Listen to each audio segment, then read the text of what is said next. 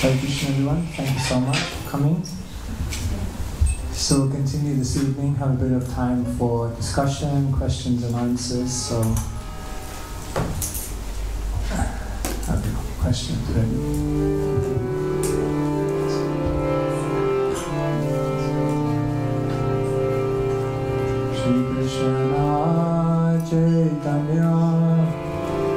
Prabhu Nityananda, Shri Advaita Gadadhara Sivasadi, Gaura Bhakta-vrinda.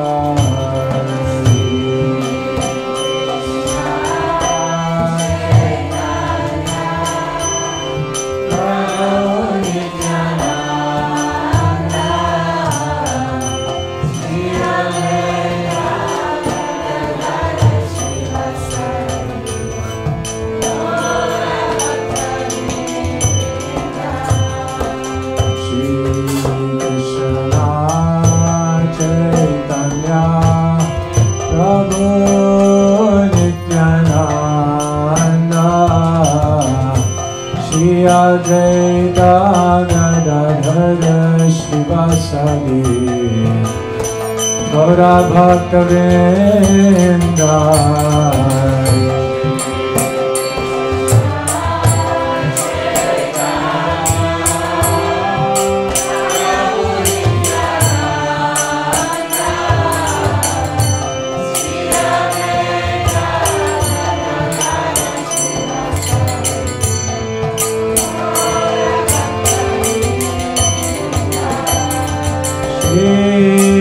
Krishna Chaitanya Prabhu Nityananda Shri Advaita Gadadhara Srivasadi Gaura Bhakta-vrinda. Shri Krishna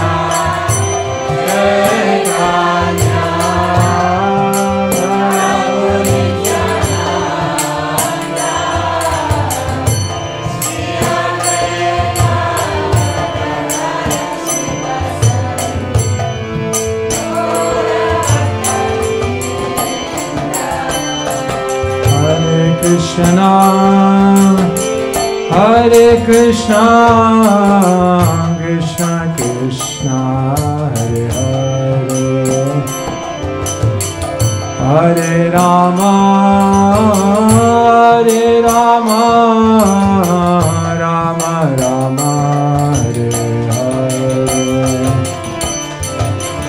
Hare Krishna, Hare Krishna.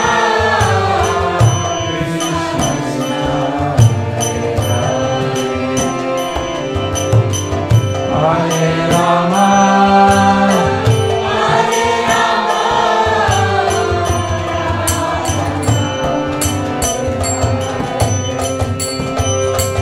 Hare Krishna, Hare Krishna, Krishna Krishna, Hare Hare, Hare Rama, Hare Rama,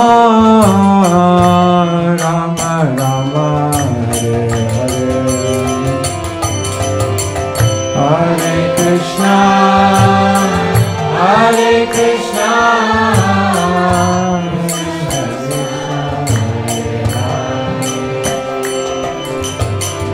Hare Rama, Hare Rama,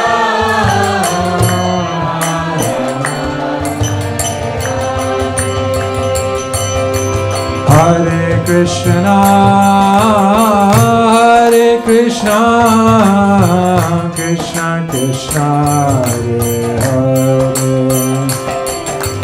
Hare Rama, Hare Rama, Rama Rama, Hare Hare, Hare Krishna, Hare Krishna, Krishna Krishna, Hare Hare,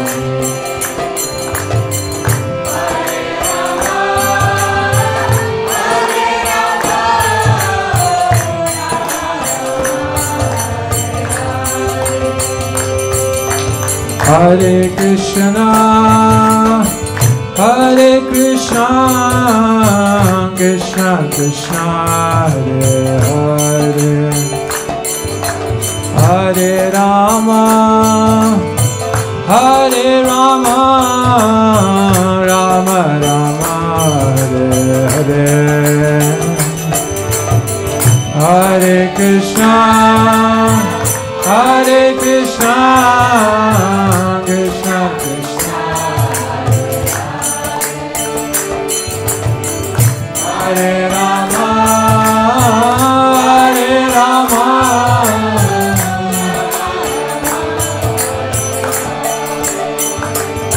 Hare Krishna, Krishna Krishna, Hare Hare, Hare Rama, Rama Rama, Hare Hare, Hare Krishna, Hare Rama, Hare Krishna, Krishna Krishna, Hare Hare, Hare Rama, Rama Rama, Hare Hare,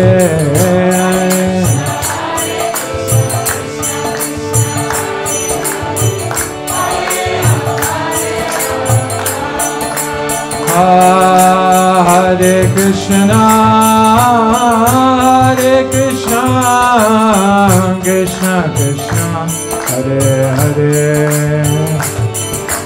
Hare Rama, Rama Rama, Hare Hare,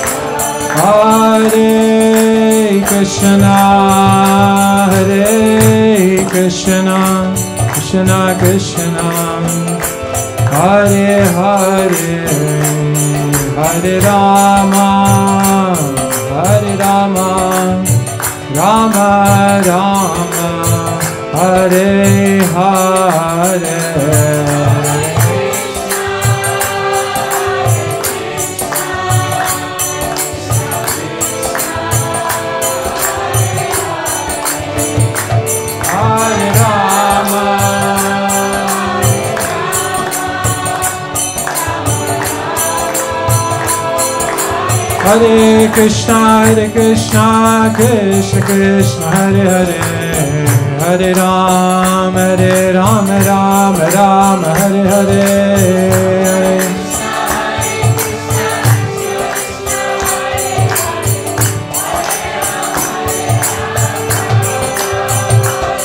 Hare Krishna, Krishna Krishna, Hare Hare, Hare Rama, Rama, Hare Hare,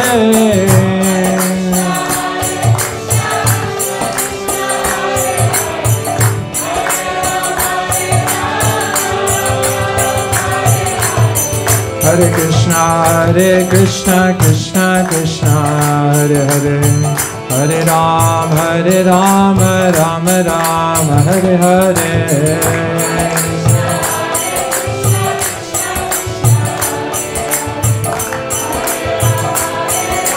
Nitai Gaura Hari Bol, Hari Bol, Hari Bol, Nitai Gaura Hari Bol,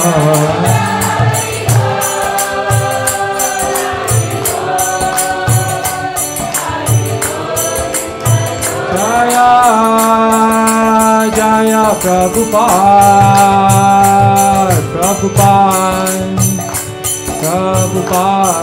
Jaya Prabhupada,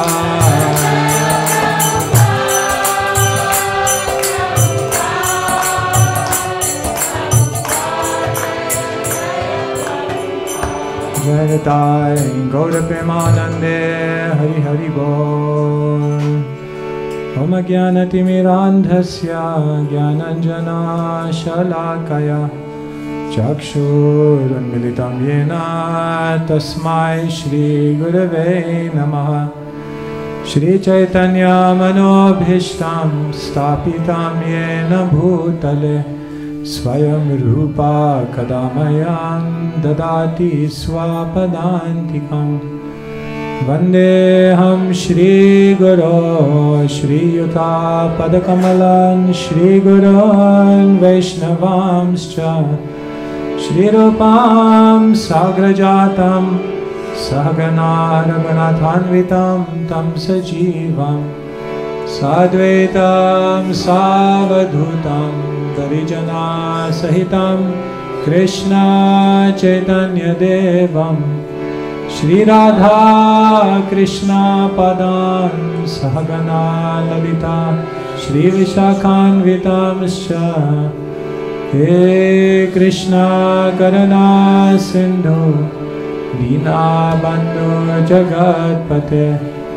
Gopesha Gopika Kanta Radha Kanta Namostute Tapta Kanchana Gaurangi Radhe Vrindavaneshwari Vrishabhanu Sute Devi Pranamami Hari Priya Vancha Kalpatarubhyascha Kripa Sindhubhya Evacha Patitanam Pavanebhyo Vishnavebhyo Namo Namaha Shri Krishna Chaitanya Upanityananda Shri Advaita Gadadhara Shrivasadi Gaura Bhaktavinda Hare Krishna Krishna Krishna Hare Hare Hare Rama Rama Rama Hare Hare Srila Prabhupada Ki Jai.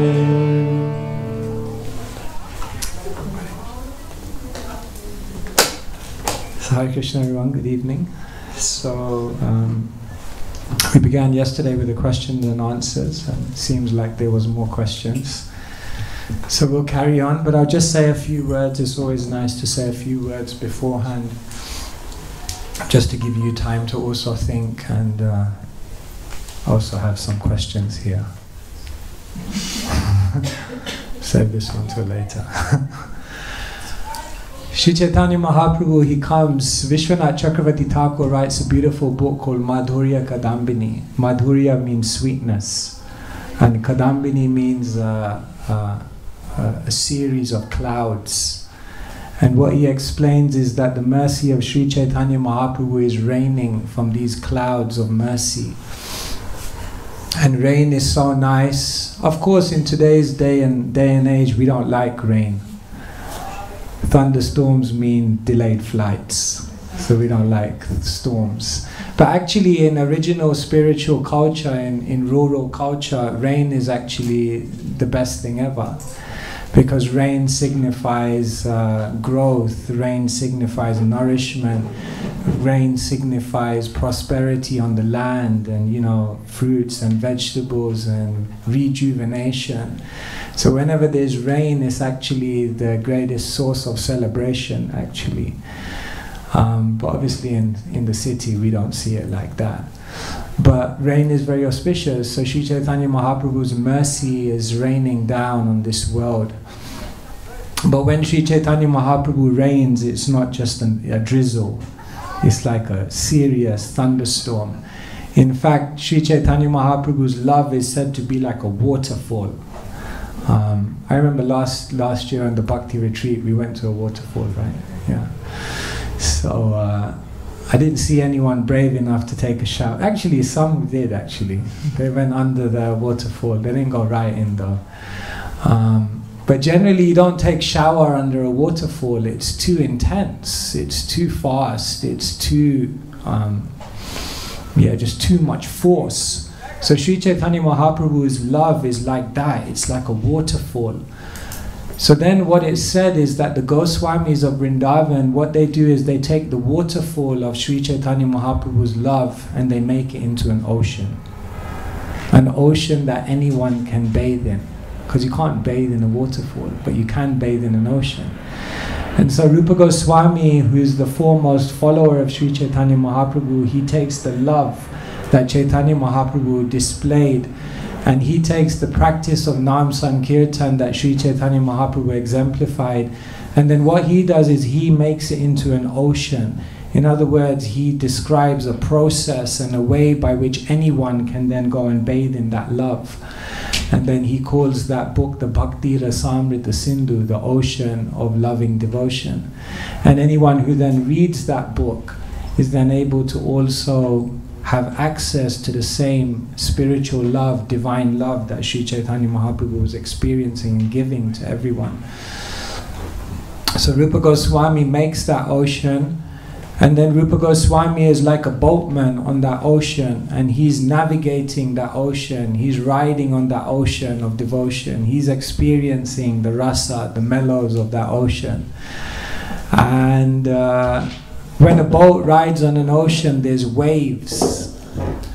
So it's said that also the commentaries on the books are like waves in the ocean. Just like waves, they come from the ocean, they heighten the ocean, and then eventually they go back into the ocean.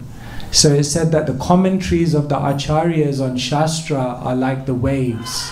They ultimately come from the Shastra, but what they do is they heighten the emotional intensity of the Shastra, and then eventually they just go right back into the ocean itself. They're non-different. The commentaries are non-different from the Shastra. Therefore, Rupa Goswami also writes all these commentaries, and so you can now picture it in your mind. Sri Chaitanya Mahaprabhu's love, his mercy is like a waterfall, incredibly intense. But then Rupa Goswami makes an ocean out of it, inviting anyone to come and bathe in that ocean. He navigates a boat on that ocean, riding the rasa himself, and then inviting everyone to come and explore it. And in the process there are waves, there are realizations, commentaries which are coming out of this ocean, which are giving us greater insight into the ocean. And then ultimately everyone is invited to become an aquatic and dive into that ocean. And therefore Rupa Goswami says everyone should become a makara. Makara means a shark. Become a shark. Not a loan shark or any other corporate shark or something like that, but a shark in the ocean of devotion, because he says the sharks, they go deep, they navigate to the depths of that ocean and they find the jewels. So he says you have to go deep. So yes, this metaphor is very, very beautiful, because you can say spiritual life is like that. I often give this analogy that spiritual life is like an ocean. And some people are just enjoying the ocean from the shores. They enjoy watching everyone else sport in the ocean. And that brings some enjoyment for sure. But then there are some people who decide to go to the shore, but they just go to the edge and they just dip their feet in and they get some enjoyment from that. And then there are others who decide to jump in and swim on the ocean. And they go right to the middle and they are convinced they've dived into the ocean because they're now surrounded by the ocean. And of course they have made an endeavor. But still they are only on the surface. But then who is that person, who are those individuals that then not just dive in and swim on the ocean, but then go deep and search what's in the ocean bed? Those are the deepest devotees. Those are the ones who are able to find the real treasures. And so that's what we are all trying to do. We're trying to get off the deck chair on the side of the ocean. We're trying to start trying to make that endeavor to really dip in, and then not just dip in but go in, and then once we're in we want to go deep. But sometimes it feels like there are so many obstacles. When Chaitanya Mahaprabhu comes to South India, then he meets the Kurma Brahmana, and the Kurma Brahmana says, I cannot tolerate the waves of material life anymore. So he's experiencing a different type of wave, because sometimes what happens is when you try to go into the ocean, then there are waves, and the waves always seem to be pushing you back. And so we experience all these waves of material life which seem to be like an obstacle to us diving deep into the ocean. But still somehow the devotee has to contend with those waves and keep going, keep pushing, keep endeavoring, keep trying, and keep going deeper into that ocean, because there are many, many beautiful things to discover. So on evenings like this, we are spending some time just to maybe explore that ocean a little bit deeper, maybe to address some of the waves that are blocking us from going deeper, and maybe to share and explore some of our realizations in what it means to be diving deeper into the process of bhakti. So yes, we have some time, maybe like an hour or 45 minutes, whatever it may be. So I have some questions here, but first I'll open it up and see if anyone here would like to begin with any question. Otherwise, shall I begin here? Okay, all right, there you go.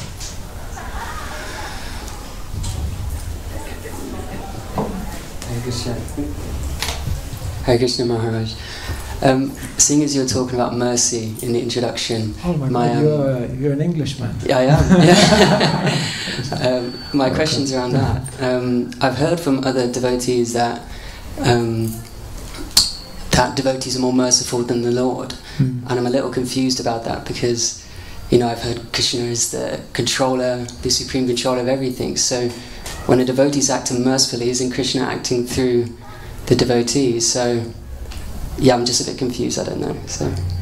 So you've heard that the devotees are more merciful than Krishna, but then you sometimes think like Krishna is the source of everything, so how can anyone be more merciful than him?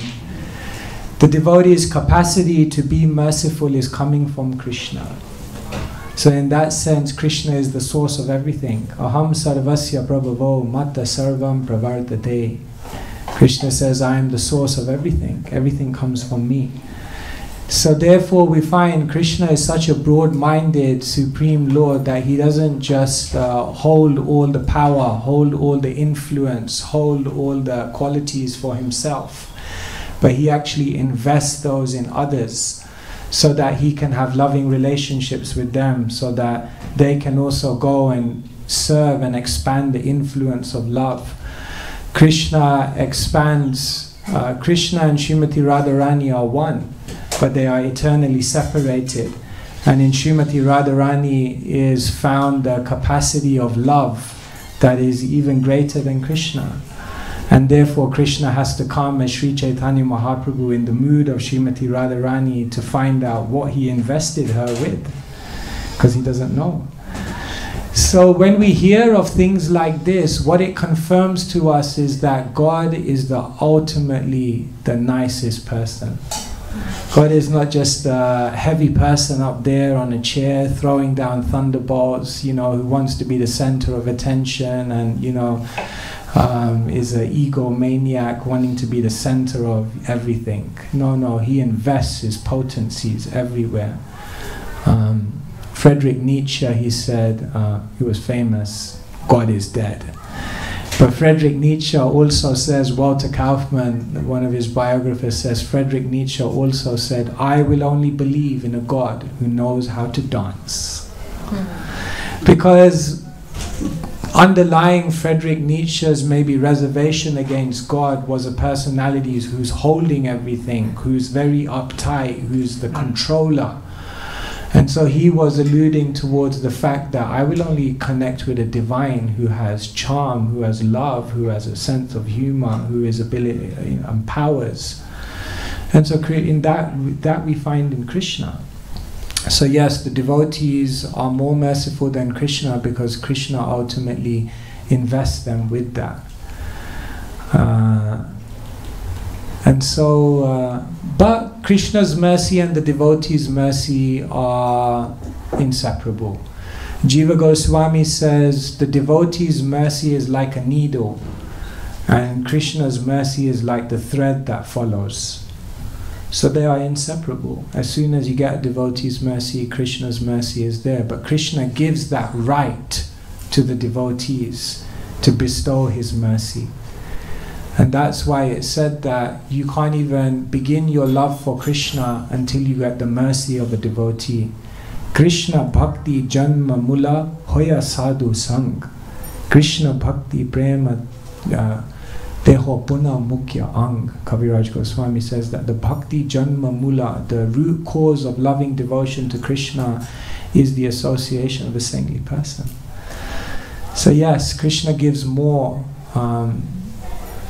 That is the nature of and you can say in that way Krishna is actually more kind than his devotees, because he gives the potency of their kindness from his kindness. So they're able to be merciful because of his merciful nature. So in that way, this is all transcendental gymnastics. Does that make sense?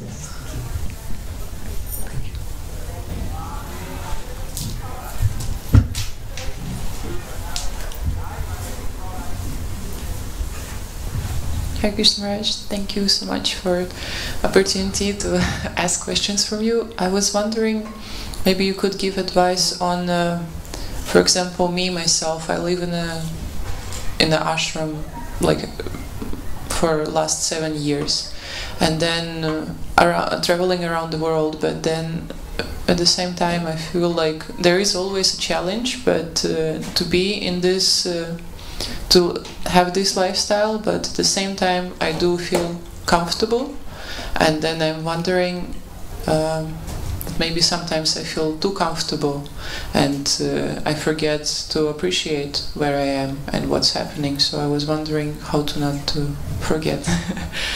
And so you're living in the ashram and you feel happy, you feel comfortable, but sometimes that comfort and happiness transforms into familiarity and you take it for granted. So how to always keep things fresh, keep things... I think it's not so much about where you're living, I think it's about how you're living. In my life, I try to do 3 things at any given point in my life. Learn, launch, and love. I always try to make sure in my life that there's always something I'm learning. There's always something I'm exploring. There's always something I'm trying to develop into. There's some way in which I'm trying to broaden my vision of life. Be a lifelong learner always, you know. Surround yourself with people, with environments and opportunities where you're learning. And then the second thing I try to make sure is always going on in my life is launch. What I mean by launch is not rocket launch or something like that. Launch means always trying something new. Always, you know, be it a new service or a new project or a new way of doing things, or always exploring newer ways to serve. And then love. I always try to make sure there's things I'm doing which I love, which really inspire me, which touch me, which give me a sense of connection with Krishna. And I think when you're doing those things, then the environment, you see, like we should see the environment as paraphernalia to serve. Like basically, the devotee sees the whole, like when you go on the altar, everything that's there is paraphernalia to serve Krishna. So there's an arati tray, there's a candle, there's flowers, everything that's there is there to serve Krishna.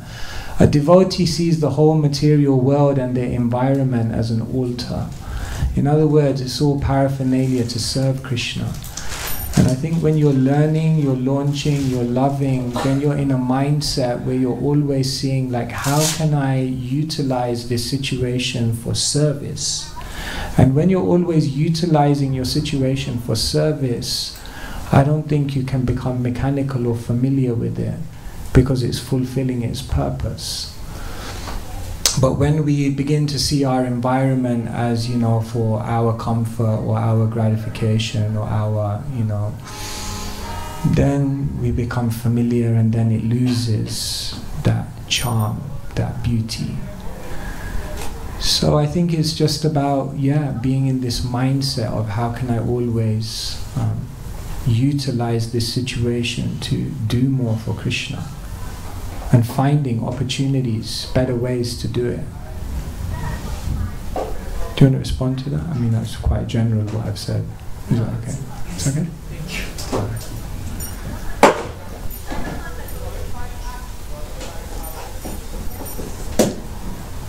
Hi Krishna Maharaj. I had a comment on how you started with the analogy, if I may, and also a question. Two questions actually. Because you mentioned about this, the waterfall that of Lord Chaitanya, and how it we partake in this flood. And I was reminded of two things. One is that Srila Prabhupada, in one of his lectures, he says how if you are a small fish and the small fish takes the shelter of the waves, because you mentioned, and it really came to my mind, and Prabhupada I think speaks about humility. So when we are the small fish, then we can really take shelter of the wave better and the current, so we are not intimidated by it. So I found that very much encouraging, and also in line with how you started. And also towards the end you were talking about this push and pull effect.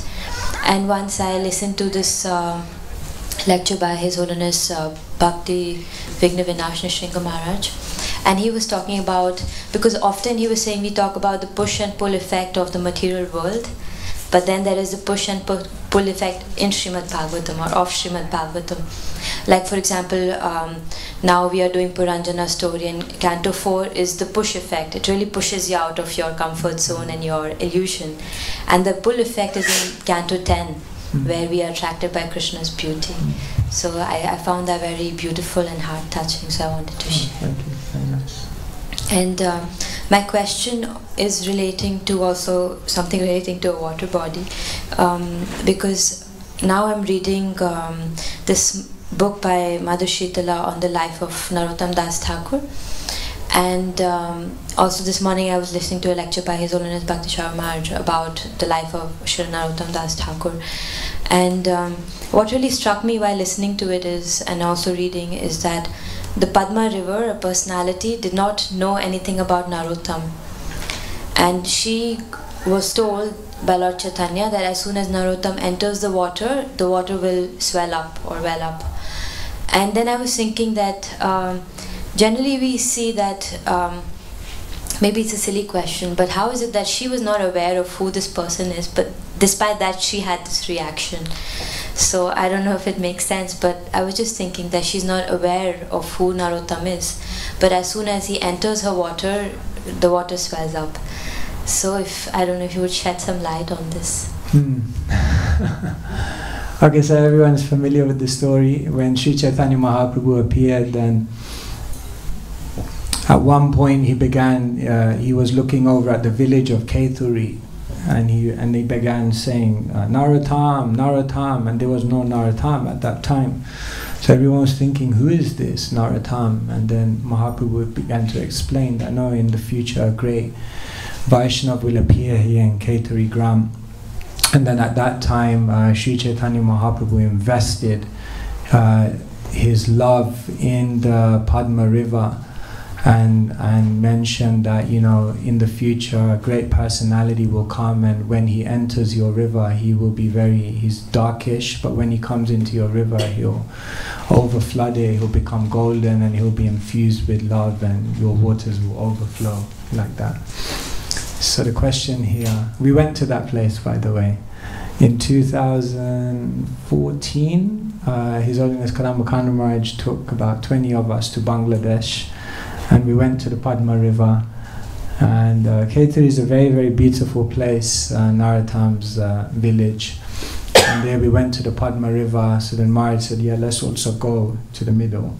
So we all went to the middle, and then we all prepared to jump in, wondering, will we get love of God? So we all jumped in. A few drowned, nearly drowned, not in love of Godhead, but just because they couldn't swim. But it was a very transcendental experience. So the question is, how is it that she reacted in that way, even though she was not aware of who Narottam was, and how is that? I've not read anything specifically on this, but we can understand that this is the transcendental influence of a Vaishnava. When Mukunda Maharaj, he went to see Srila Prabhupada for the first time, he said he walked up to the Bowery, he walked up the stairs, he walked into the room where Srila Prabhupada was lecturing, and he came into the room and he sat down and he began to listen to Srila Prabhupada. It was the first time he saw him. And after some time he came out of the room, and then later on he reflected on his experience and he said, I didn't understand what he was saying. Mr. Prabhupada, think Bengali accent. He said, I didn't understand what he was saying. But he said, the transcendental energy which was emanating from his mouth and the urgency with which he was speaking spoke to my heart and told me, this person has something urgent to tell the world. I have no idea what it is, but this person has something urgent. And he said that he could tell that just by Srila Prabhupada's potency, just by his transcendental, his tejas, his influence. This is called bhakti prabhav, the influence of one's bhakti that it has on another. So often we find this in many, many situations, that when one comes in contact with a great Vaishnava, then they may not know who it is, what it is, why they feel that way, but something happens in their consciousness. And so we can deduct that it's the same thing, that she may not have known. Why she did not know?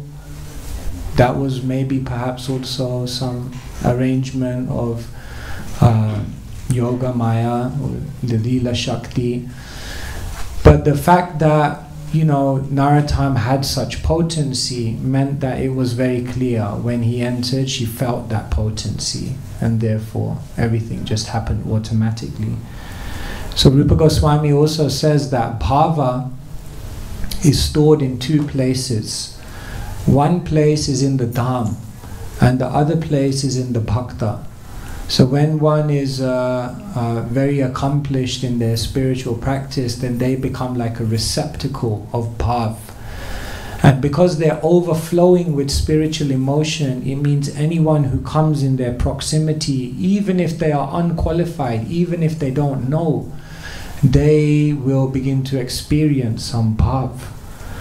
So we can also understand that this was also an arrangement to show the transcendental influence of Narottam Das Thakur, that, you know, just by his very being, he was able to trigger that whole occurrence. So yes, this is the effect of a saintly person. One person, he was going to see Bhaktisiddhanta Saraswati Thakur, and he was a very respectable gentleman. So this other devotee, he was bringing him to see Bhaktisiddhanta Saraswati Thakur. So he was telling him, like, he's a great saint, and you know, when you go to see him, you should bow down. And this person, he was a big man himself in the material sense. He said, I don't bow down to anyone. He says, he may be a big man, I'm also a big man. So I'll respect him and he should respect me. So I will go, I'll meet him, I'll have a nice conversation with him, but I won't bow down to him. So this other person, no, you know. I said, no, he said, no, I will not bow down to him. Anyway, this person came in. Bhaktisiddhanta Saraswati Thakur was sitting on the Vyasasana and he was speaking. And this person came in and he said, I don't know what happened to me. I came in and my head just went down. He said, like, even without thinking, he said, like, He just forced me to bow down by his potency. And then later on, Bhaktisiddhanta Saraswati Thakur was explaining that a sadhu is so powerful that even he can arouse certain things within you that you didn't even know were there just by influence. You know, he also said to this person that a sadhu, he can make someone speak what they don't want to speak just by the influence. This is the power.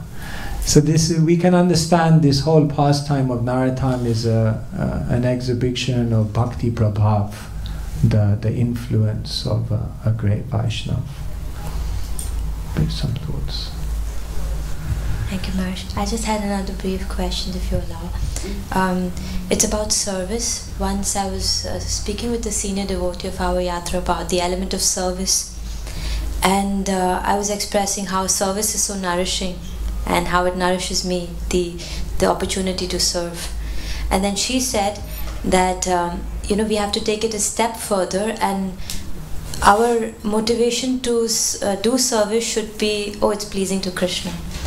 And since then I've been really reflecting about this a lot, and how to really make it applicable, in the sense that sometimes I feel it's not so easy, because after service, if I really think about or meditate or reflect, somewhere I'm still doing it with the motivation of it's really nourishing for me. So how do we make this transition from it being nourishing to me to actually being for Krishna's pleasure only? When people would join the ashram and we would have to give them services, we always strategically did it in such a way that they would have 3 types of services. One type of service was that which they were naturally inspired by. The second type of service was whatever was the need of the day. And the third type of service was that service which forced them to come out of the comfort zone and depend on Krishna. And so we strategically made sure that someone would have services in all of these areas, because each of these things give one a unique ingredient in their spiritual development. We need to have service that we enjoy, service that we feel inspired by, otherwise where does the motivation, the enthusiasm come from? But that simply by itself maybe won't take us to the ultimate consciousness of a servant. Therefore we also need to do services which are just the need of the day, because in that moment we put aside our own agenda, we put aside our own likes and dislikes, we put aside considerations of what is my dharma. You can't be like, Prabhu, someone's got to wash the pots. I'm sorry, it's not my dharma. I have to act in my dharma after all, you know. Krishna says, don't do another's dharma. Yes, but sometimes we also have to just come out and do whatever is the need. And so it's always good to do services which are just required. And then it's also good to do service in which one has to come out of the comfort zone and depend on Krishna, because then one is learning dependence. One is learning that I don't have the ability, I have actually nothing. Actually I'm just an instrument. And now if Krishna wants to get this service done, he has to work through me. And then we get realization that I'm not the doer. Ahankara vimudhatma karta ahamiti manyate. If you're in that kind of mentality that you think I'm the doer, just go and put yourself in a service out of your comfort zone. And very quickly you realize, oh my God, I'm not the doer. Krishna, you do it. And it's very humbling. So like this, we should be strategic, and we should know I need to have services which force a deeper seva bhav within me. And yeah, there's plenty of opportunity in the Krishna consciousness movement, because there are always perpetual emergencies, and there is always an opportunity to do something out of your comfort zone. So there's always opportunities for those 2 types of services. So just make sure if those are also there, then what will happen is through those services, even the services that you're inspired by, later on it will become more focused on Krishna than your own inspiration. Because through the other types of things, naturally you've developed that sense of getting off my own self-consciousness in the whole thing. Does that help?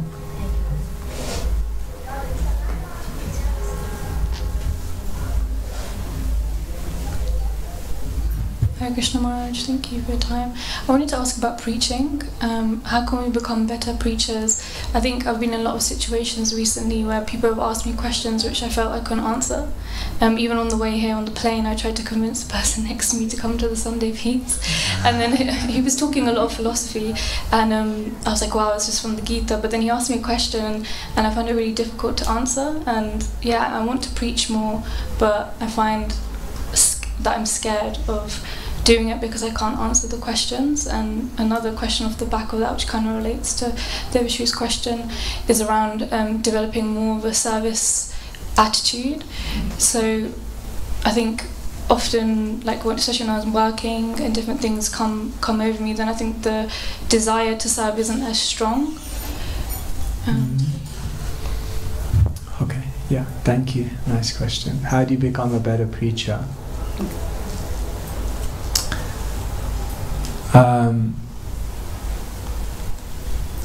Okay, so we can see there are different aspects to preaching. One is underpinning everything is your own consciousness, your character, and your compassion. That's at the most subtle level where you're preaching from. Then, on a more practical level, there's your knowledge, your realization, how much you've actually grasped, how much you're actually practicing. And then we can say, on a more tangible level than that, is your ability to communicate, your ability to hear someone's heart, your ability to identify their needs, interests, and concerns. So the best preachers develop themselves on all of these levels. On the most external level for preaching, yes, we need to know how to communicate with people. We need to know how to speak their language. We need to know what are they interested in, what are their concerns, what are their reservations. We need to start addressing their reservations before they've even asked them. Like, this guy's reading my mind. You know, we need to become tuned in. Like, we need to have our finger on the pulse, like what is going through people's hearts and minds. Srila Prabhupada, when he came to America, he said, I was in Butler for 2 months. Practically, I was just observing the people. Because I was seeing what they're interested in, what do they do, what are they, you know, what are they trying to aim for in their life. He was just getting to know them. So that's really, really important. Communication is like a real golden skill. And then, yes, your own knowledge of Shastra, your own deep realization of Shastra, and how much you've then living that Shastra and applying it in your life, and the spiritual purity that we're developing from that, that also must be developed. And then underpinning all of that, what is our character, what is our consciousness? You know, people don't just hear your words, but they hear your heart. And so when you speak to someone, even if you've got the other two things perfectly, if your consciousness, if your compassion, if your heart is not in the right place, still you may not move them. Once I was on book distribution, I stopped someone. Anyway, he was like giving me so many arguments. So I was firing back. Like, I have to say, like that day, with all humility, I basically defeated him on every point. I just answered all his questions. Like, it was like he was falling into every single place that I wanted him, and I nailed it. After some time, he said, wow, like you answered all my questions. So I was like, yeah, wow. I was like surprised with myself. So I said, so here are the books. And he said, no, I don't want the books. I said, but I answered all your questions. He said, yeah, but I don't want the books. And then he just walked off, and I was like, oh my God, now how can you not want the books? But we had, I defeated you, I answered all your questions. No. So that was, my heart sunk. But then my heart sunk another 100 meters. 1 hour later, when I saw him walking up the road with a handful of books, Prabhupada's books, and I was like, he came back up to me and he was smiling at me, and I said, you said you didn't want the books. And then he said, no, I didn't want the books from you. He said, but I liked your arguments, but I didn't like you. So I decided I'll just get it from your friend down the road. So like, okay. It was a humbling day, the school of life, Sankirtan school of life. So it's like that. We got to move people, we got to touch people. It's amazing when you think about Srila Prabhupada. He was not just a platform speaker. He didn't just come to America, sit on a seat and just start telling people. He was living with them. That's amazing. Srila Prabhupada didn't just lecture from a pedestal. He wasn't just in the ivory towers telling people the absolute truth. Prabhupada literally went down to the lower east side and he lived in the Bowery. He just lived with these people. It's incredible. Srila Prabhupada, he said, once I came into the Bowery and I came into the foyer and I had to step over someone who had expired. I mean, can you imagine what kind of place Prabhupada was living in? A dead person just lying there in the foyer, like waiting for the police or whatever to take him away. That was the kind of situation in which Prabhupada was living, because he had such a heart of compassion. So we have to try to be on all of these levels, the more subtle level of our character, the knowledge on the level of our intellect and our practice, and then to be able to really speak people's language and meet them. And then, yes, every preacher will have a different effect. We just have to try our best. Every preacher, Krishna will use them in a different way. So some preachers will have a big influence, and other preachers may have seemingly less influence, but there's no less or more. It's just Krishna uses everyone in a different way. And so we should also not be disappointed if we are not able to have like a mass influence or feel that there's anything, as long as we're sincere and we're trying. Srila Prabhupada said, make me a failure or success as you like. So we go out and we try our best and we don't know what the effect is. So maybe that person didn't come to the Sunday feast, but maybe something is resting within them from what you said that will fructify later on. How do we know? So yes, we have to. One devotee said to me, when you lecture, you're just firing out bullets. Sometimes I visualize this when I'm giving a lecture. That you're just firing out bullets. And he says, maybe it will hit someone. You never know who it's going to hit, so you just scan the room and just keep firing. And of course, if we're living it, then it comes out in a more powerful way, I don't know, this was, some thoughts.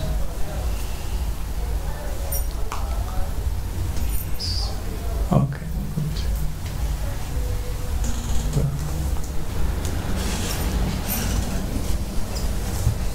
Hare Krishna Maharaj, you nicely explained the example of Rupa Goswami of the ocean, the mercy. And in this example, we have a choice to stand at the shore or to jump into the ocean. And Krishna's Kaviraj Goswami explains the mercy of Mahaprabhu as a flood, where no one can actually escape. So the flood goes everywhere. Man, women, invalid, child, everyone has to flood in the ocean. But still some people are trying to escape it, but even to them Mahaprabhu has some tricks to also make them float in the ocean. And my question is actually, how can we float in the ocean, or how can we make sure that we are receptive of the mercy and not try to escape that flood? Yes, thank you so much. Very nice question. In the Chaitanya Charitamrita, there's a very beautiful verse in the Mangalacharan of Krishnadas Kaviraj Goswami. He says, Anarpita chiram chirat karunaya vatirna kalo samarpayitum anutta jala rasam svabhakti shriyam.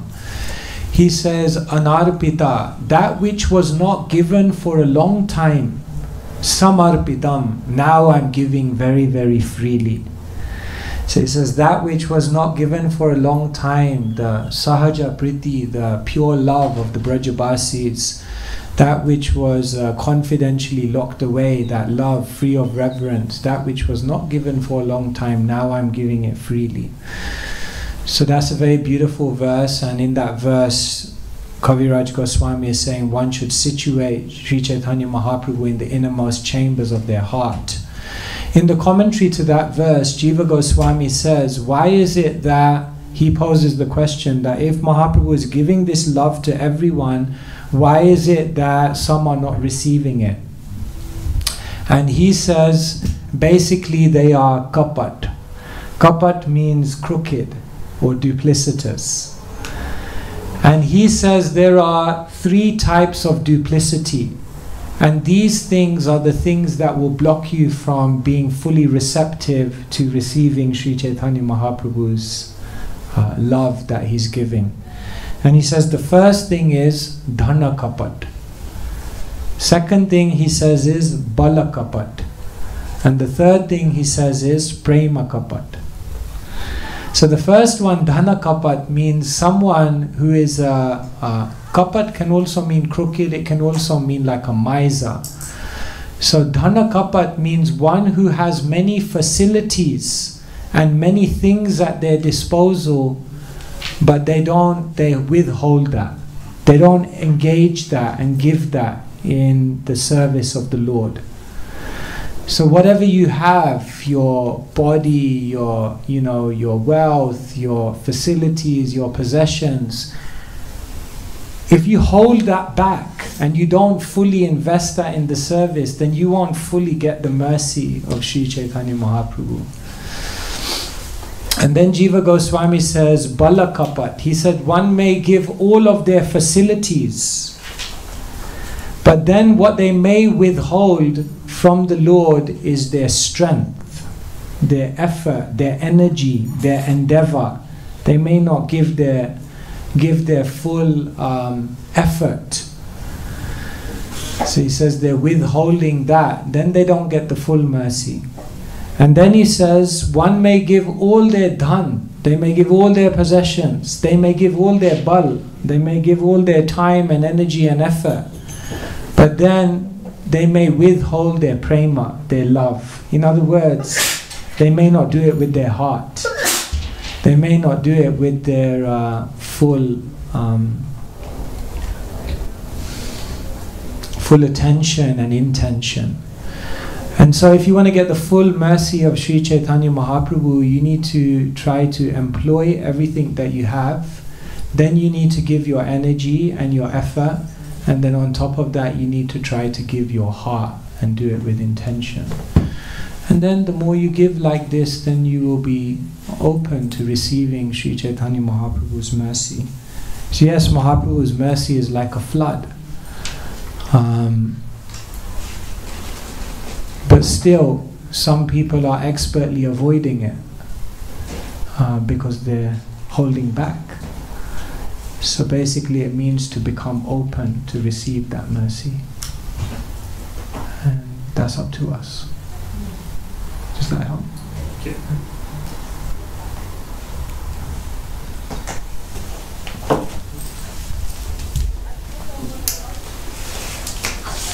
Hare Krishna. So I would like to ask something that is connected to Bhakti Rasamrita Sindhu and some books that I was reading about Bhava also in the sense of emotions. So what I would like to know is why is it so scientifically sometimes presented? Because these are emotions, it's something that we feel. And then in Bhakti Rasamrita Sindhu we have all these classifications and you just sometimes get lost in it. And I followed a seminar of Urmila Mataji, also Nectar of Devotion, where she would go deeper inside, and it's beautiful. And of course, in this sense we get this perception of the emotions of associates of Krishna, and of course Lord Chaitanya Mahaprabhu, he exhibited those emotions. But for example, what is the use of me reading it, because in the end I have to experience it? Like, I don't know if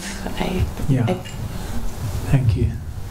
Yes, Rupa Goswami in Bhakti Rasamrita Sindhu is explaining the nature of emotions. So he says there's Sthai Bhav, there's Anubhav, there's Vibhav, there's Vyabhicharini Bhav, there's Sattviki Bhav, and they all kind of interact in different ways. And he gives the science of how there are stimulants, and then how there are symptoms, and how there are primary and secondary emotions, and he classifies it, and then he says there are 5 primary rasas, 7 secondary, and then when this one mixes with this one, and this one can't mix with this one, and it's like, my God, it's like the periodic table, you know, it seems like very scientific. It's important to know the history of how Rupa Goswami writes the Bhakti Rasamrita Sindhu. Basically, he takes something mundane, Natya Shastra. Natya Shastra is the scriptures which deal with drama, and how when you're doing a drama, how to do the drama in such a way that it begins to invoke different emotions within the audience. So there's something called Natya Shastra, which talks about how to basically invoke and arouse different emotions in the audience through a drama, and how that happens. And so what Rupa Goswami does is he takes that format, he takes that structure, and what he does is he then uses that to explain divine love. So why does he do that? Basically to give us some sense of how to understand the emotions of love that are exchanged between Krishna and his devotees. So the ultimate purpose of Bhakti Rasamrita Sindhu is not that we become like scholars of knowing, you know, which bhav and this bhav and that bhav and which one can't mix with the other one, and so on and so forth. Ultimately, the purpose of Bhakti Rasamrita Sindhu is to give us some entrance into the depth of the emotion, and how subtle and how sensitive and how deep those emotions are.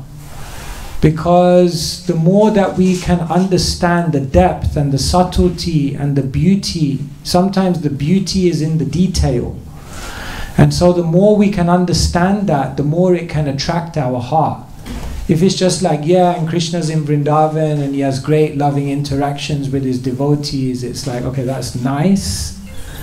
But how can I really understand what that love is? How can I enter into how can my heart be moved by that love? The more detail and the more description that is given, it allows us to then have more access to trying to awaken similar emotions within us. And so the purpose of these shastric explanations is not to be expert in memorizing all the details of it, but is to allow your heart to be moved by the subtlety of how love is exchanged, and then to become inspired to also enter into such a loving exchange with Krishna, to be inspired to factor in such sensitivity in the way you interact with Krishna, and to then, without imitating, follow in the footsteps of these great devotees who express their love in that way, and try to become qualified to also express love in such a deep way from our own consciousness. So yes, that is the purpose, to become inspired. The purpose of Shastra is not to help you to know God. The purpose of Shastra is to help you to love God. Right, so it's not. So yeah. Is that okay? Okay, I have a question here, just before you come. So there's a question. I'm struggling very much with developing trust in seniors. I'm used to judge them from the externals. The same is with trusting my spiritual master, who has accepted me some time ago, but who I haven't received Diksha from yet. My problem is, I still cannot trust him fully, that he is a real representative of Srila Prabhupada. I also like to listen to someone else, through whom I feel a stronger surrender and connection to Srila Prabhupada. So I feel the Vani stronger through someone else, but still there is an emotional connection with my accepted Guru. What is most important and how to develop trust? Thank you for this honest question. Trust is a very, very difficult thing in Kali Yuga, because practically at every moment in our life people have misused our trust. Practically, you know, perhaps when we were growing up, people that we are under protection of abused our trust. When we were in school, maybe teachers abused our trust.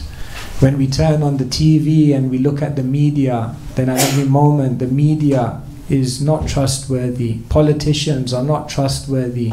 People we work with are not trustworthy. And then even when we come to a spiritual movement, we see that, my God, not even here everyone is trustworthy. So we have to understand, because we've been tainted with so many bad experiences, we've developed a skeptical mentality. We've developed a mentality of distrust. They say in this day and age, leaders do questionable things and followers question everything. So there's a problem from both sides, because those who are in positions of authority aren't always struggling with their own weaknesses, and those who are in the position of taking shelter have sometimes an unreasonable amount of skepticism. So we're battling in this atmosphere of mistrust. Yet trust and faith is the very foundation of spiritual life. Therefore Rupa Goswami says, Ado Shraddha. In the beginning there must be Shraddha, there must be faith. Some people think faith is opposed to knowledge, or faith is opposed to wisdom, but faith is not opposed to it, it's the foundation of it. So first we must have faith. But now what we have to do is we have to understand that faith has to grow naturally. Faith, you see, there's a difference between Shraddha and Nishta. Nishta is conviction. It's also faith, but it's a type of faith which has become very, very evolved. But in the beginning you don't have Nishta, but you can have some Shraddha, some faith. And then what you can do is, through a process, you can allow that faith to develop, that faith to strengthen, that faith to crystallize. And so I think in spiritual life what we have to do, whether it's a faith with an authority in the temple, or whether it's a faith with someone you're thinking to take initiation from, is not a question of, do I have faith in this person or don't I have faith in this person? It's how much faith do I have in this person, and now how can I interact with them in a relationship to allow that faith to naturally grow? We tend to think of it in a very binary way. Either I have faith in them or I don't. But no, maybe a better way to go about it is to say, I have a little bit of faith in them, and with that little bit of faith, let me engage in a relationship, and let me see what the blocks are to giving more faith, and how in that relationship can I address those blocks and overcome those blocks so that I can invest more of my faith in this person.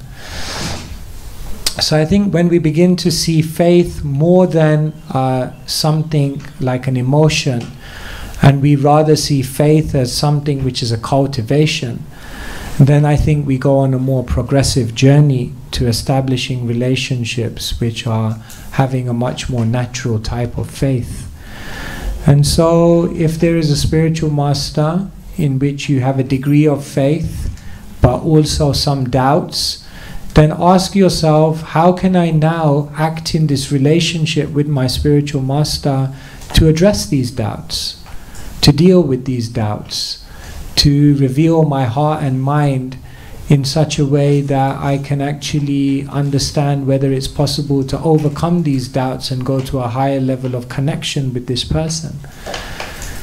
And if one is not able to do that for whatever reason, then one may have to say, then maybe I can have a relationship with this person, I can draw inspiration from them, but maybe they're not the person who I can take shelter from in that way, because when you take initiation from someone, there must be that implicit faith.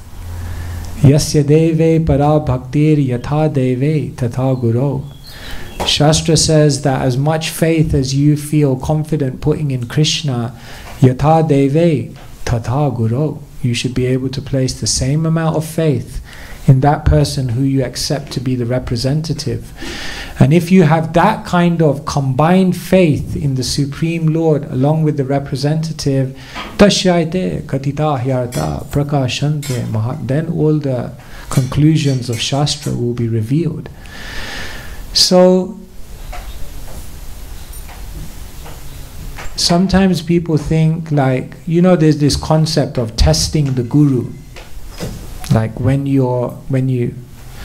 before you take diksha from someone, you're supposed to test the guru. So that was always puzzling to me, because I always thought, like, who am I to test the guru? Like, how am I going to test the guru? One devotee explained it to me nicely. He said, you're not actually testing the guru.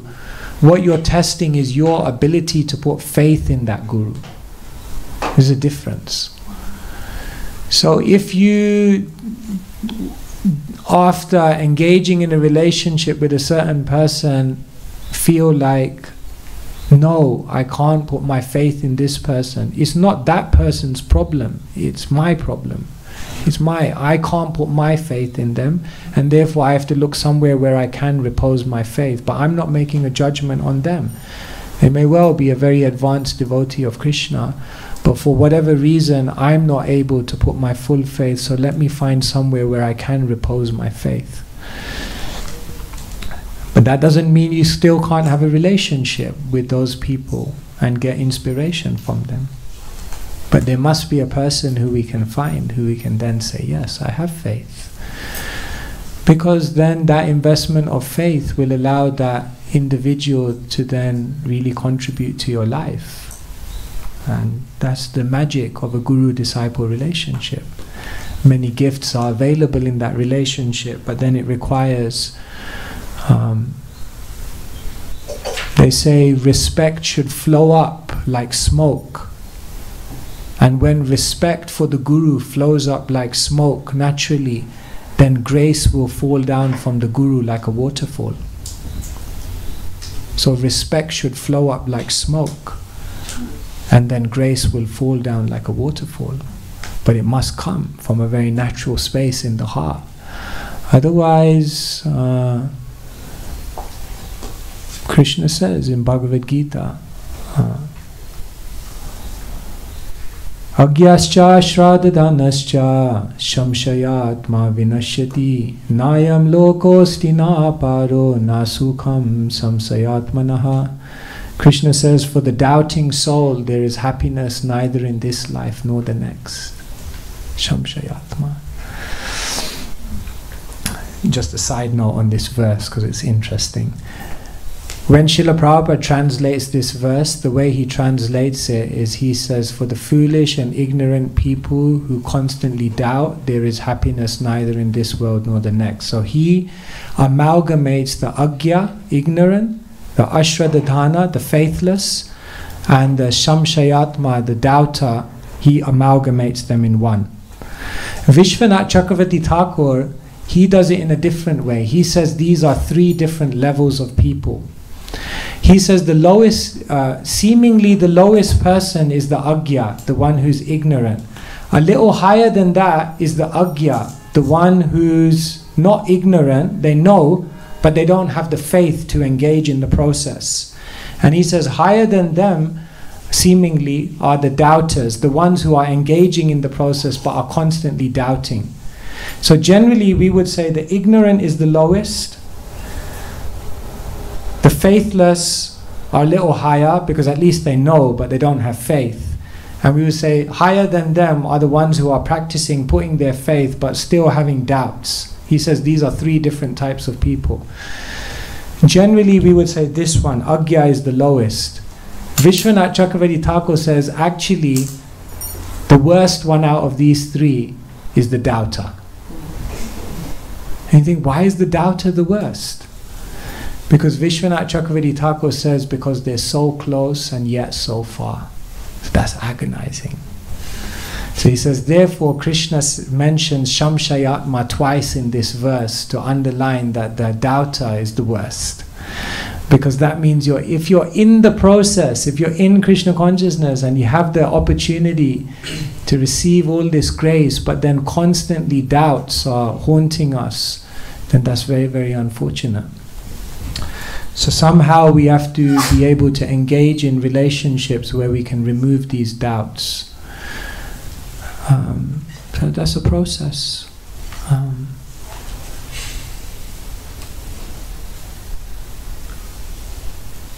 Hare Krishna. I don't know if anyone wants to expand on that or ask anything more on that. It's a sensitive subject because faith is such a sensitive thing. Yes. Is it on this point? Faith, yeah. Hare Krishna. Yes, I was thinking, Maharaj, on this point that perhaps it's also we have the kind of wrong expectations of who is an exalted devotee and who is a bona fide guru, and maybe you can say something about that, because if you want. Yes, our expectations have to be realistic. That's why it's important to ask yourself, what are the doubts that I have? And then to discuss and communicate those either with that person, the prospective Diksha Guru directly, or with other Shiksha Gurus who you have faith in.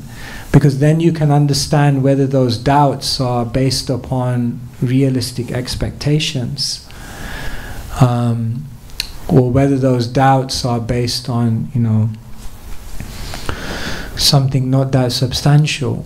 So yes, it's a very good point. I think we need to also understand what is the Guru there for? What is the Guru meant to deliver me in their position? Often we have the wrong definition of wrong job description of a Guru and wrong job description of a disciple. Therefore we must understand deeply what is a Guru meant to actually do for me and what am I meant to do as a disciple. Yeah. And also I would say another thing is it's important for us to also self-analyze ourselves and say, where am I as a disciple? Because if we have weaknesses as a disciple, there's a good chance that we will project those weaknesses into the character of the Guru. So often all we're seeing is a reflection of our own weakness. So it's very important for us to also see, where am I weak? Like say for example, if someone is very, very emotionally has some kind of vacuum or emotional lacking, then that's a weakness in them. But then what they may do is they may interact with the Guru in such a way and have certain expectations, emotional expectations, which are unrealistic because of their own vacuum. And then they may say, well, I'm not getting that from the Guru. In other words, what they've just done is they've projected their own weakness onto the character of a Guru, see. So it's important to, Maharaj, also sometimes we hear some people think and some people also preach that a bona fide Guru in ISKCON has to be on the level of Prema Bhakti, and we cannot judge. We can only judge who is, maybe we can judge who is at Nishta. So what is the right expectation in terms of this? Can a person in Nishta who follows their Guru be a bona fide guru in ISKCON? Or do we have to guess who is a bona fide guru? Guess who is at Prema or Bhava? See, when Rupa Goswami is describing Bhava, and then he's describing Bhava in different ways. So one aspect of Bhava is the deep internal sentiments and emotions and love and movement of a heart that a great devotee is having in their relationship with Krishna. How will we ever see that? How will you be able to detect and understand that within a Vaishnav? Vaishnavera kriya mudra vigyaya nabujoy. You cannot understand the heart of a Vaishnava. It's too deep. And with all our anarthas, what will we be able to see? But then Rupa Goswami explains that bhav can also be symptomatically detected in other ways. Kshantiravyarthakalatvam viraktir mana shunyata ashabandha samutkantha namagane sadaruchi shaktistad gunakhyane pritistad vashatishtale ityadayo nubhavashyur jata bhavan kure jane. Rupa Goswami says someone on the level of bhav, kshantir, they have an incredible level of forgiveness. Avyarthakalatvam, they don't waste any time. Viraktir, they display a detachment from the world. Mana shunyata, they are devoid of pride. Ashabandha, they have a great hope, full of hope. Samutkantha, they're always enthusiastic to engage themselves in the process. Namagane sadaruchi, they have taste for the holy name of Krishna. Ashaktistad gunakhyane, they're addicted to glorifying, speaking about Krishna. They cannot stop the flow of Harikatha. Pritistad vasatistale, they have an attraction towards the dham, towards Krishna's place, and they have some attachment for that. Ityadayo nubhavashyur. By these symptoms you can understand someone is in bhav. So there are also, we can say, when we associate with the Vaishnav, yes, we will not ultimately be able to see who has love, who has prema. We rely on the holy name to guide us, to reveal things to us. But we can also say there will be clear symptoms if we associate with someone by which we can understand here is clearly someone who is on a elevated level of Krishna conscious practice. And so yes, let us look for those devotees who are absorbed, who have some love. We must have faith in that. So Srila Prabhupada, he was very pragmatic in the way, and in this way encouraged us to take shelter of the Vaishnavas. Yes.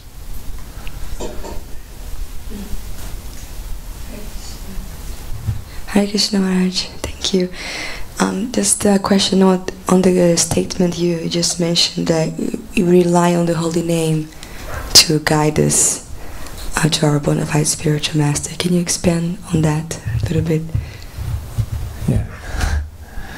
Of course, we are using our intelligence, we are praying to Krishna, we are trying to make a decision in all sincerity to surrender to someone who we can give our heart and mind to. After all is said and done, how do we know? How do we know our heart is pure? How do we know our purpose is sincere? How do we know we're looking for the right thing? So all we can do is we try our best. We use all our facilities, we take guidance, we try to examine our heart and see that we're approaching someone for the right reasons, for the right reasons.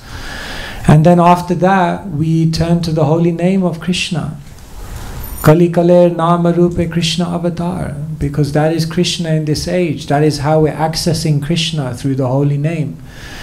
And then ultimately we're relying on Krishna, that now by your mercy, Guru Krishna Prasade Bhai Bhakti Lata Beach, we're relying on you now, Krishna, that you please guide me, and you please reveal to me and confirm for me that this is the personality who I can give my heart to.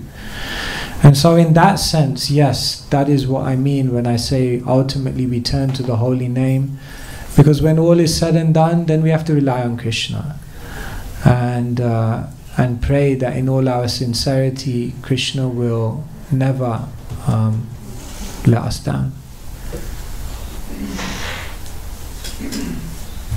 I just wanted to say just a minute, because I was searching for a spiritual master for 10 years, and I have to share always that Bhagavan Swami is, like, for me, the best person to approach when you are looking for a guru, because his books on worship of guru and when the good fortune arises, and it's like an indication of like who is a guru, how to find it. He smashes you when you ask the questions like, how can I recognize someone who is an Uttama Adhikari? And then he says, you can't recognize him because you're not on that level. Only a person who is on the level can recognize. But what I would like the most is like this introspection of yourself, how much you are crying actually to have a spiritual master. And it's really true. Because if you really cry and if you look into depths of your heart about it and you question yourself, and if there is sincerity, then Krishna sends the guru and then you just recognize him. And maybe sometimes when I say this, it sounds like some kind of I don't know, magic, but it really happens that way. Yeah. So I just wanted to share that and recommend always to read Bhagavan Swami's books. Thank you.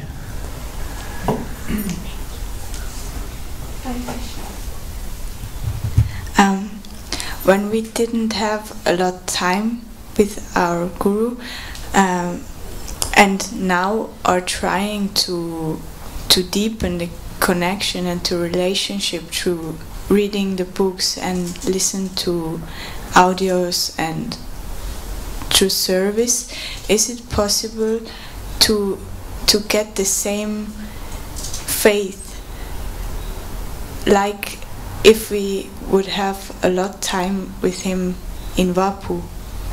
It's very difficult to, I mean, the faith is there and the connection is also there, but I think it's something else when you can, if there would have been the possibility to deepen the relationship and also the friendship, this, yeah. Yes, thank you. No doubt Vapu and association is a great gift, it's a great blessing. If that opportunity arises, if that good fortune arises, who will not take it? But we have to also understand it's not a limitation. And we always go back to Srila Prabhupada, who met his spiritual master physically only 11 times. How many of us can say, we only 11 times I only met my spiritual master? I think very few. Most of us, 90% of the disciples in ISKCON must have met their spiritual master more than 11 times. Seen him 11 times, I think so. So it's not a limitation. Srila Prabhupada was so connected with Bhaktisiddhanta Saraswati Thakur. One time Srila Prabhupada was in Mayapur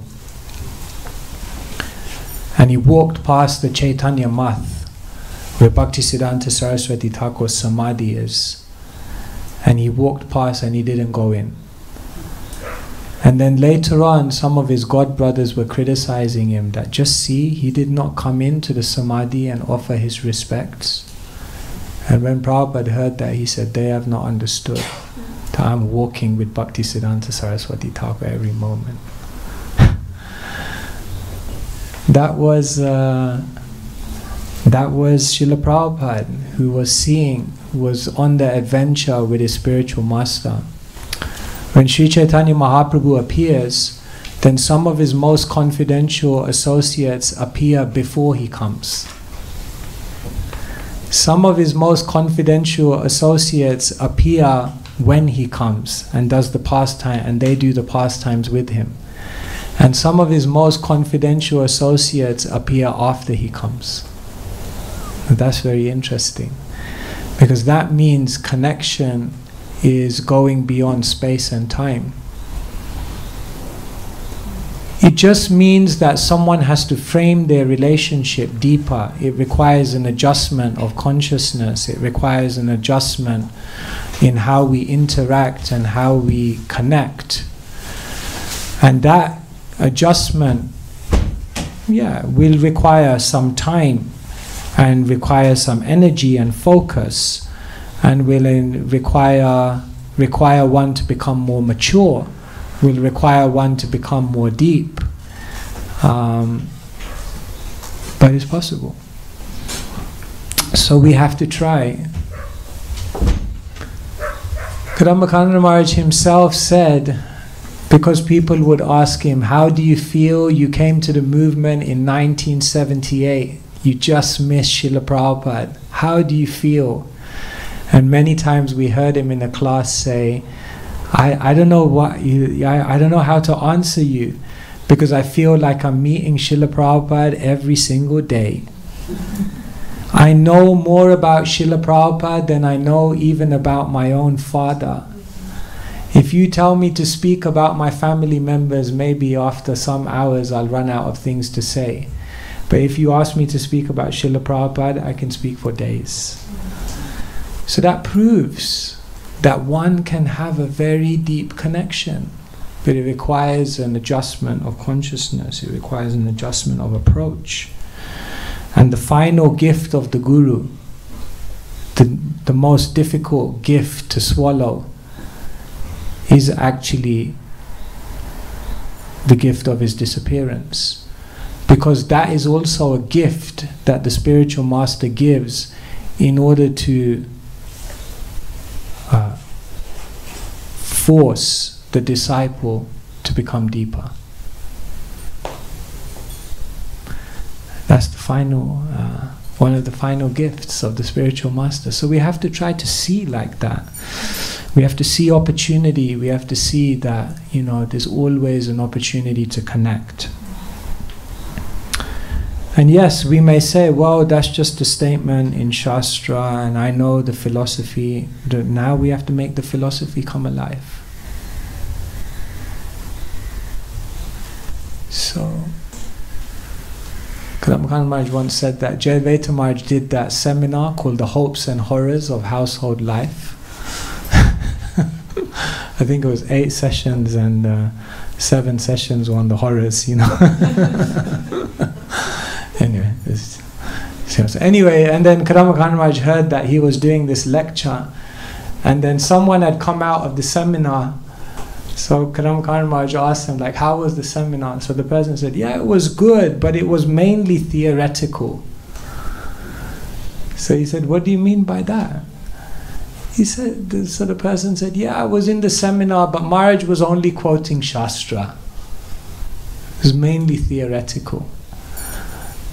So Kadambakanda Maharaj was saying, people think Shastra is theoretical. We have this conception, Shastra is theoretical, philosophy is theoretical, it's just intellectual. But it's not. Shastra is living, Shastra is breathing, Shastra is life, Shastra is the absolute truth, Shastra is Shabda Brahman, the Supreme Lord in sound vibration. Can we say it's just theoretical?